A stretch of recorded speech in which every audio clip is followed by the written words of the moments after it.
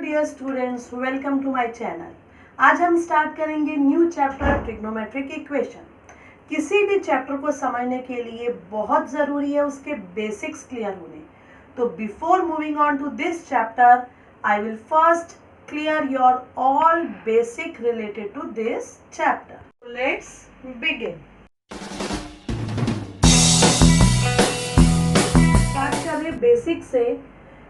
सबको हमें पता है that we have 4 quadrants, first, second, third and fourth. Now this angle 0, 90, 180, 270 and 360. So first quadrant is between from 0 to 90, first quadrant. Second is in second quadrant angle is between 90 and 180, 90 और 180 के बीच में रहता है angle.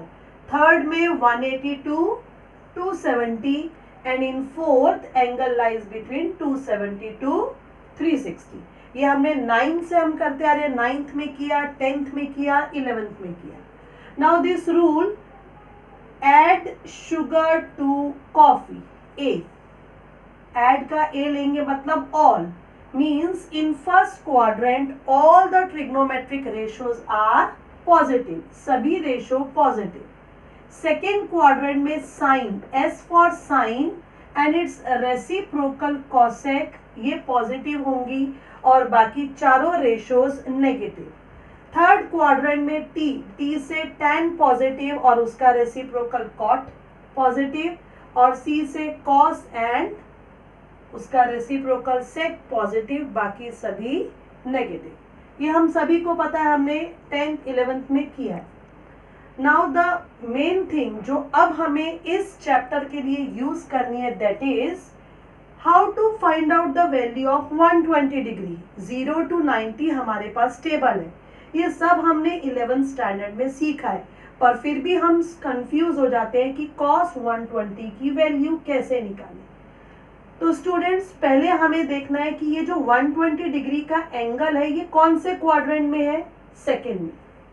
कोई भी angle जो second quadrant में होगा उसको हम कैसे लिखेंगे, 180 माइनस थीटा।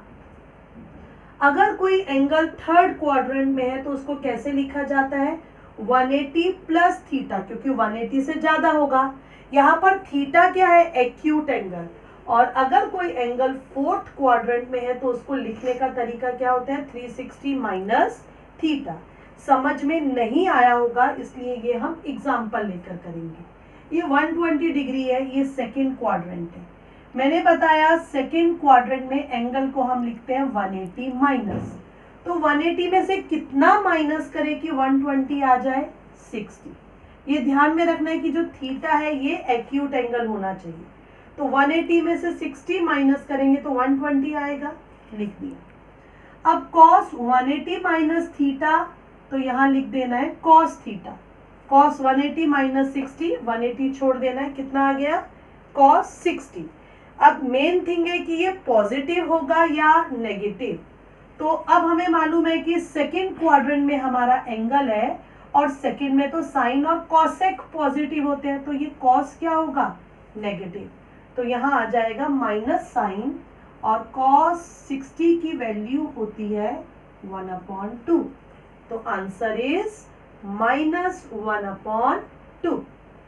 और एग्जांपल लेंगे अभी, ये 225 डिग्री, ये कौन सा क्वाड्रेंट है, ये एंगल 180 और 270 के बीच में है, मतलब ये हो गया थर्ड क्वाड्रेंट। अब मैंने थर्ड क्वाड्रेंट में एंगल को कैसे लिखते हैं, क्या बताया, 180 प्लस, 180 में कितना प्लस करने पर 225 आएगा, 45 डिग्री। ओके, सो ये हो जाएगा साइन 45 डिग्री। 180 को तो भूल जाना है, साइन 45। अब यहाँ पर प्लस साइन लिखेंगे या माइनस, तो थर्ड क्वाड्रेंट में tan और cot पॉजिटिव होते हैं, मतलब साइन क्या होगा, नेगेटिव। तो ये आंसर हो गया -1/√2। आते हैं थर्ड पर, 330 डिग्री, 270 और 360 के बीच में, मतलब फोर्थ क्वाड्रेंट। फोर्थ क्वाड्रेंट में एंगल को कैसे लिखा जाता है? 360 माइनस 360 में से 30 माइनस करेंगे तो कितना आएगा? 330। तो ये हो गया tan 30 डिग्री। और साइन कौन सा आएगा यहाँ पर? माइनस। माइनस का साइन क्यों आएगा? क्योंकि फोर्थ क्वाड्रेंट में कॉस और सेक पॉजिटिव, बाकी सब नेगेटिव। तो ये हो गया -1/√3। तो इस तरह से अगर एंगल सेकेंड में आते हैं, थर्ड में आते हैं, फोर्थ में आते हैं तो हम उनकी वैल्यूज निकाल सकते हैं। लेकिन कभी कभी क्या होता है, एंगल बहुत बड़ा आ जाता है। For example 10 1 1 1 0। अब ये एंगल बहुत बड़ा एंगल आ गया, तो ये ना तो फर्स्ट में है, सेकंड में नहीं है, थर्ड में नहीं है, फोर्थ में भी नहीं है। तो ऐसे केस में हम क्या करेंगे? सो इन केस हमारा एंगल 360 से ग्रेटर है तो हमें सिंपली उस एंगल को 360 से डिवाइड करना है। कितना बचा? रिमाइंडर कितना रह गया? 30। तो हमें सिर्फ यहाँ पर लिख देना है 30 डिग्री और ये आंसर आ जाएगा 1/√3। तो अगर ऐसी सिचुएशन आती है कि एंगल 360 से ग्रेटर है तो उस एंगल को 360 से डिवाइड करो, जो भी रिमाइंडर रहेगा राइट हियर। सो tan 1 1 1 0 मतलब tan 30 मीन्स 1/√3। स्टूडेंट्स, अब हम डिस्कस करेंगे terms related to this chapter. First term is trigonometric equation.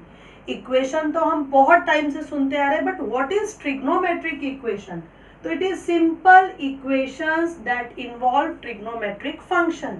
For example sin theta equals to 1/2, cos theta √3/2, tan theta equals to 1। मतलब वो equation जिसमें trigonometric function involve हो जाते हैं तो उसे हम बोलते हैं ट्रिग्नोमेट्रिक इक्वेशन। अब इक्वेशन है तो इसका सॉल्यूशन भी होगा। तो next is solution of trigonometric equation. कैसे निकालते हैं?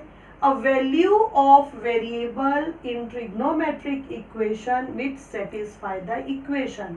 वो वैल्यू वेरिएबल की, अगर थीटा है तो थीटा, सपोज एक्स है तो एक्स, थीटा की वो वैल्यूज या एक्स की वो वैल्यूज जो इस इक्वेशन को सेटिस्फाई करेंगी उन्हें हम बोल देंगे solution of trigonometric equation.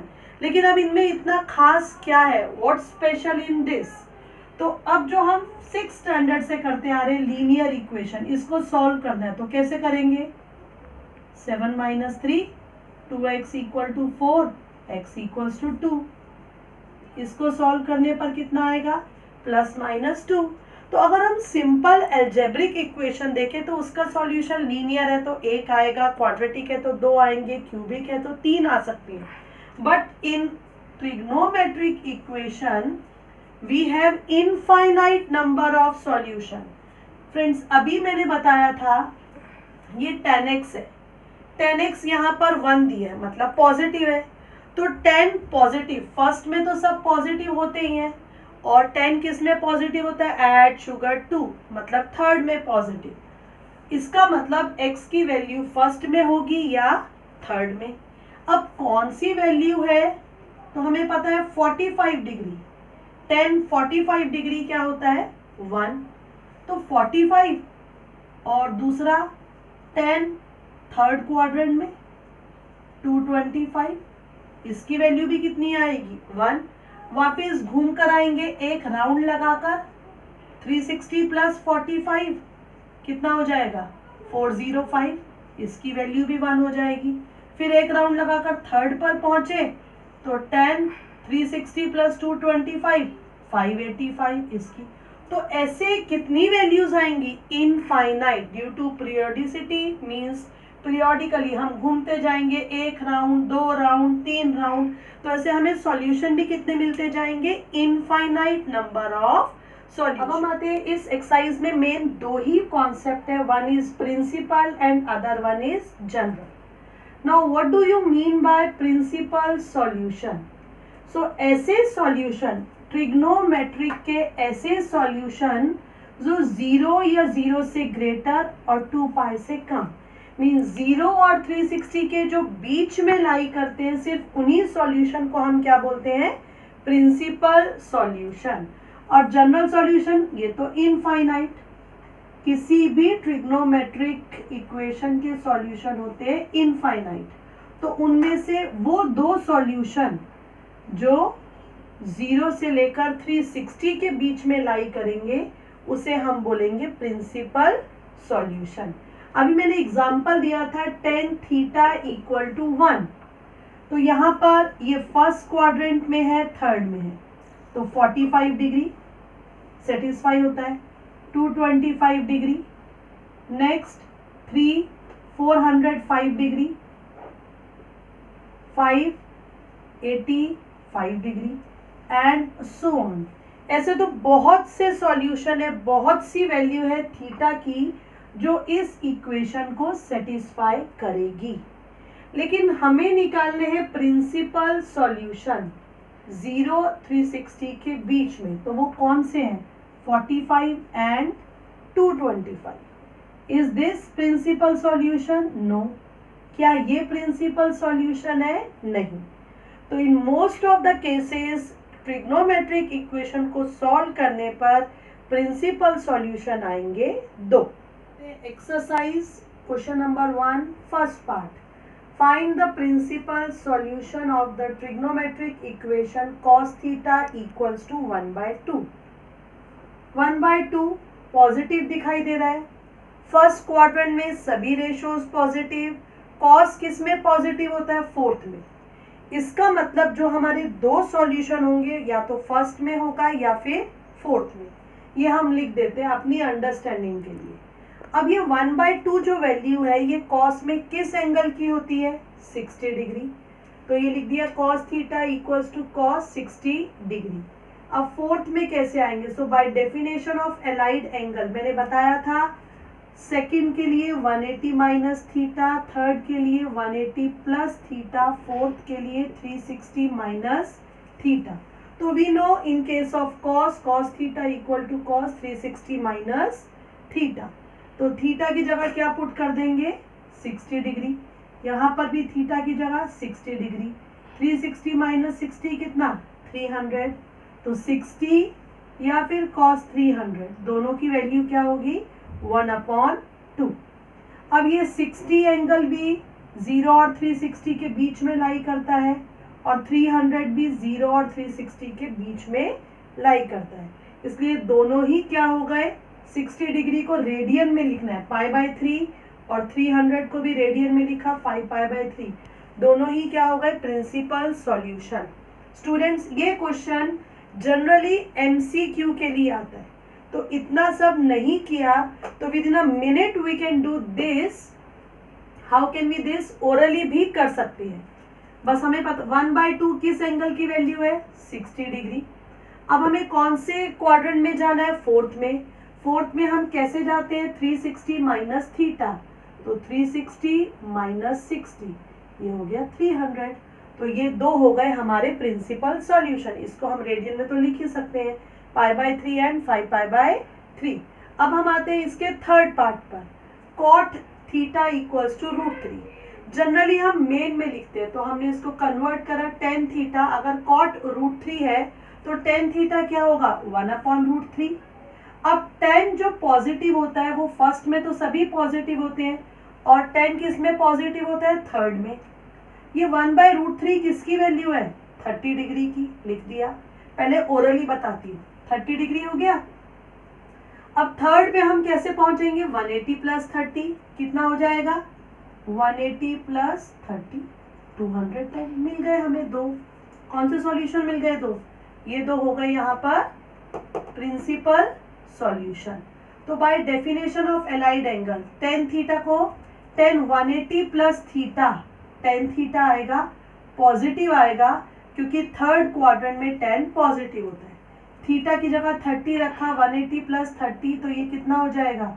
210 degree, जिसकी वैल्यू होती है 1/√3।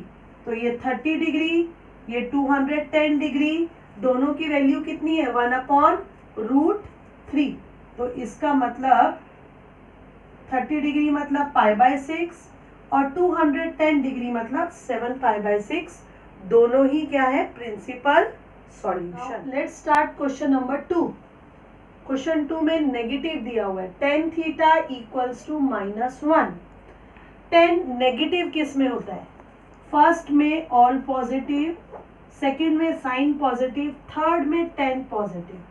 फर्स्ट और थर्ड में पॉजिटिव, तो नेगेटिव किस में हुआ? सेकंड एंड फोर्थ में। तो ये -1045, ये सेकंड और फोर्थ मैंने अपने लिए लिखा है जिससे कि इजी हो जाए। मींस हमें सेकंड और फोर्थ में जाना है।